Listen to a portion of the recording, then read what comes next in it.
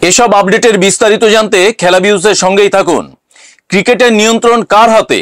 সাধারণ এই বিতর্কের কেন্দ্রবিন্দুতে থাকেন পাকিস্তানি ক্রিকেটাররা। তবে এবার সেই বিতর্কে সরাসরি যোগ দিয়েছেন অস্ট্রেলিয়ার তারকারাও। বক্সিং ডে টেস্টের আগে স্টিভেন স্মিথ ও প্যাট কামিন্সরা বললেন, ক্রিকেটের আসল শাসক আইসিসি নয়, বরং ভারতীয় ক্রিকেট বোর্ড বিসিসিআই। মেলবোর্নে সিরিজের চতুর্থ টেস্টের আগে অস্ট্রেলিয়ার 7 ক্রিকেটার অংশ নেন এবিসি স্পোর্টসের একটি অনুষ্ঠানে। সেখানে ক্রিকেটারদের বলা হয় এক শব্দে আইসিসি ও বিসিসিআইকে বর্ণনা করতে। প্রথমে অধিনায়ক প্যাট কামিন্স বিসিসিআইকে ব্যাখ্যা করেন বিগ বা বড় শব্দ দিয়ে। কামিন্সের পর ব্যাটিংয়ে দুর্দান্ত ফর্মে থাকা ট্রাভিস হেড বিসিসিআইকে বলেন রুলার্স বা শাসক। অন্যদিকে আইসিসিকে তিনি ব্যাখ্যা করেন সেকেন্ড বা দ্বিতীয় বলে। স্টিভেন স্মিথ, গ্ল্যান ম্যাক্সওয়েল ও অ্যালেক্স কোয়েরিও বিসিসিআইকে পাওয়ারফুল বলে আখ্যা দেন।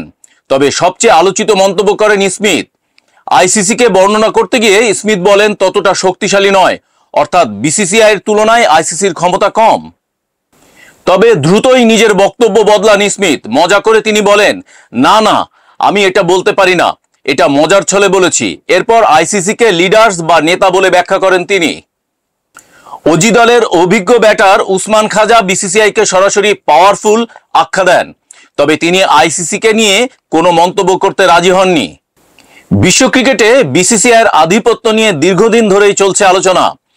আইসিসির নীতি নির্ধারণ থেকে শুরু করে বিভিন্ন টুর্নামেন্টের সূচি ও বাণিজ্যিক দিকগুলোতে ভারতীয় বোর্ডের প্রভাব সর্বত্রই দৃশ্যমান। অস্ট্রেলিয়ান ক্রিকেটারদের এই মন্তব্য ইতিমধ্যেই ক্রিকেট বিশ্বে আলোড়ন তুলেছে। পাকিস্তানি ক্রিকেট মহল থেকে শুরু করে বিভিন্ন বিশ্লেষকরা এই বিষয়টিকে নতুন আলোচনার খোরাক হিসাবে দেখছেন।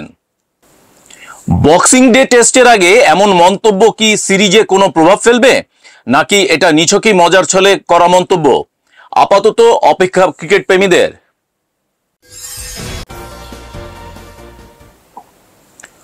অস্ট্রেলিয়ার ক্রিকেট দলের জন্য বক্সিং ডে টেস্টটি বিশেষ গুরুত্ব বহন করছে।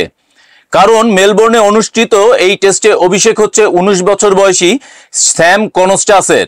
ঘরোয়া ক্রিকেটে দুর্দান্ত পারফরমেন্সের পর, বিশেষ করে শেফিল্ড শিল্ডে 2টি সেঞ্চুরির পর কনস্টাসকে সুযোগ দেওয়া হয়েছে।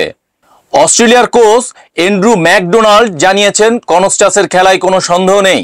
তিনি বলেছেন সে শান্ত এবং নির্ভীক থাকতে পারে। তার শট খেলার ধরন এবং প্রতিপক্ষের উপর চাপ সৃষ্টি করার ক্ষমতা প্রমাণিত হয়েছে, তাই তাকে ওপেনিংয়ে খেলানো হচ্ছে। আগামী টেস্টে কনস্টাসকে ওপেনার হিসাবে উসমান খাজার সঙ্গী করা হবে।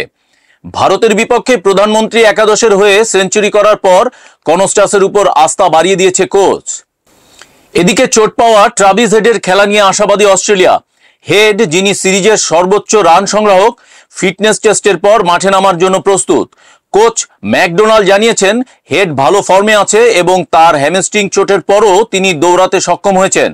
আমি আত্মবিশ্বাসী সে পুরোপুরি ফিট থাকবে। অস্ট্রেলিয়ায় এখন সবার নজর বক্সিং ডে টেস্টের দিকে, যেখানে কনস্টাসের অভিষেক এবং হেডের ফিরে আসার সঙ্গে আরও একটি রোমাঞ্চকর ম্যাচ প্রত্যাশিত।